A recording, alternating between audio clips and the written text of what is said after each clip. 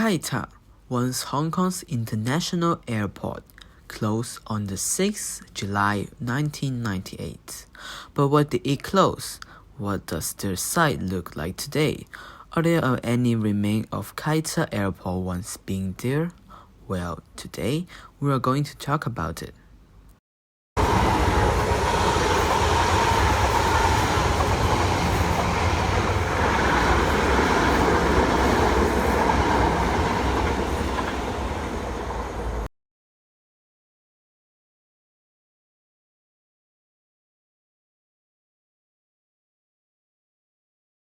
Kai Tak Airport's story began with two businessmen named Ho Shun Kai and Oh Cheng Mun, who formed the Kai Tak Investment Company to reclaim land in Kowloon for development.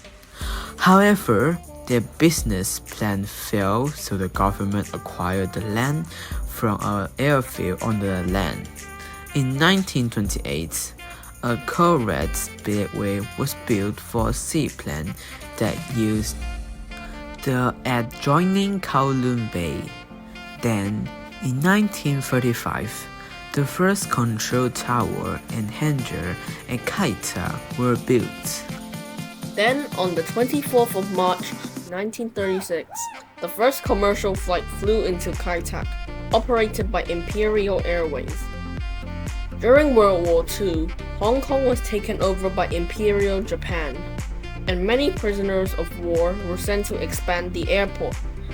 To get materials to expand Kai Tak Airport, the walls of Kowloon Walled City were demolished, and the stone was used to expand Kai Tak's two runways, 1331 and 0725.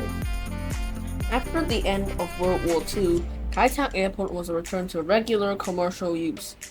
Then in 1946, Cathay Pacific Airways, Hong Kong's first local airline, came into operation with two DC-3 aircraft, both which are still around today.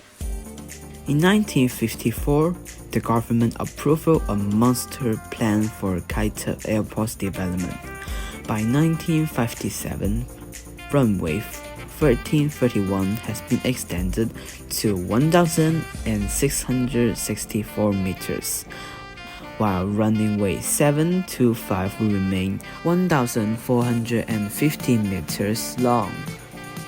Bristol Britannia 102s took over BOAC's London to Tokyo flights in summer 1957, and they were the largest airliners scheduled to the old Kai Tak Airport. In 1958, the new northwest-southeast 2,550-meter runway extending into Kowloon Bay was completed by land reclamation. The two runways were removed with footprint used by the apron and terminal building. The new passenger terminal was complete by 1962, and the name Hong Kong International Airport was officially adopted for Kai Tak Airport. By that time, propeller aircraft were being replaced by modern jetliners like the Douglas DC-8, Boeing 707, and the de Havilland Comet. The first Boeing 747 flew into Kai Tak Airport on 11 April 1970. In 1974, the visual approach was replaced by the Instrument Guardian System (IGS). With the aid of the IGS, the runway could become visual to pilot when they were over the Kowloon Peninsula.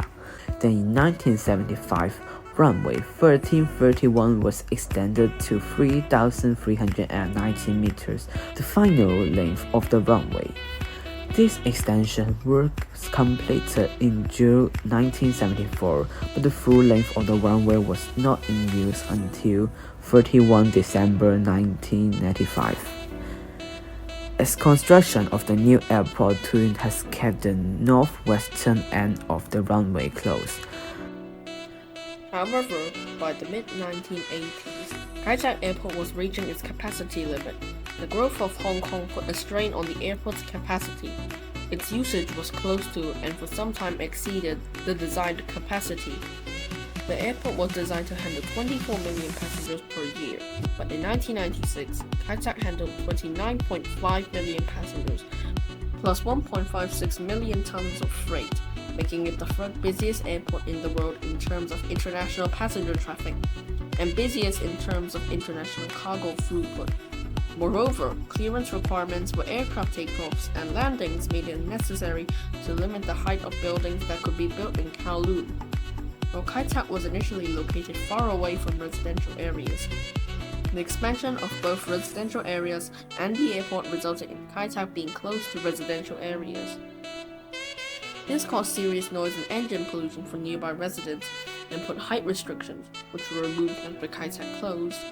A night curfew from 11:30 p.m. to 6:30 a.m. in the early morning also hindered operations.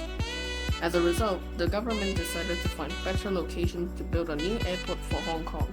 This was to remove noise and engine pollution in Kowloon and to replace Kai Tak Airport fully. After thinking about it, the Hong Kong government chose Chek Lap Kok, an island off the side of Lantau Island. As part of this, the airport tour program was launched. This was a massive scheme that built infrastructure to and from the airport, with housing development and land reclamation. The new airport on Chek Lap Kok officially opened on 6th of July 1998 to replace the functions of Kai Tak Airport.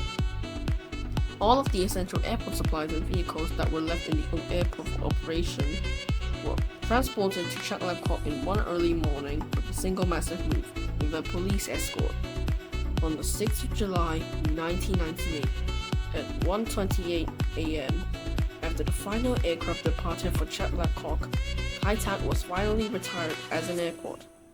However, problems at the new Chek Lap Kok airport resulted in the government having to temporarily reactivate Kai Tak Airport's cargo terminal for a month with the temporary ICAO code VHHX. After that, Kai Tak was closed fully for good. But what happened to the airport? What does the site look like today?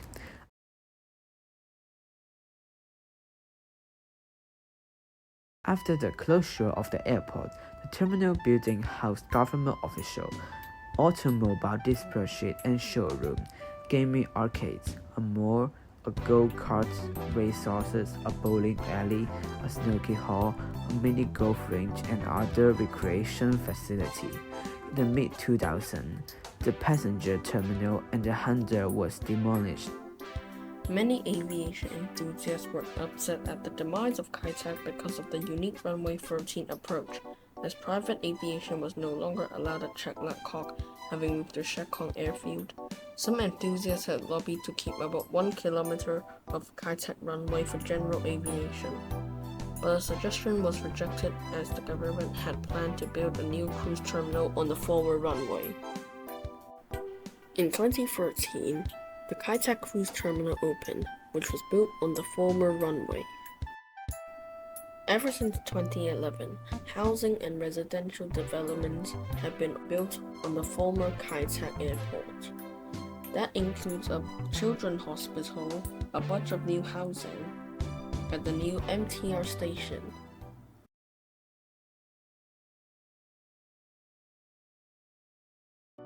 Kai Tak Airport was effectively a victim of its own success, as it helped Hong Kong grow, but then Hong Kong grew rapidly and Kai Tak couldn't cope as its location didn't allow it to expand. But the Kai Tak Airport will be remembered in the hearts of many aviation enthusiasts and the memories of many people alike. And this memory will continue to be cherished by many aviation enthusiasts, people, for many decades to come.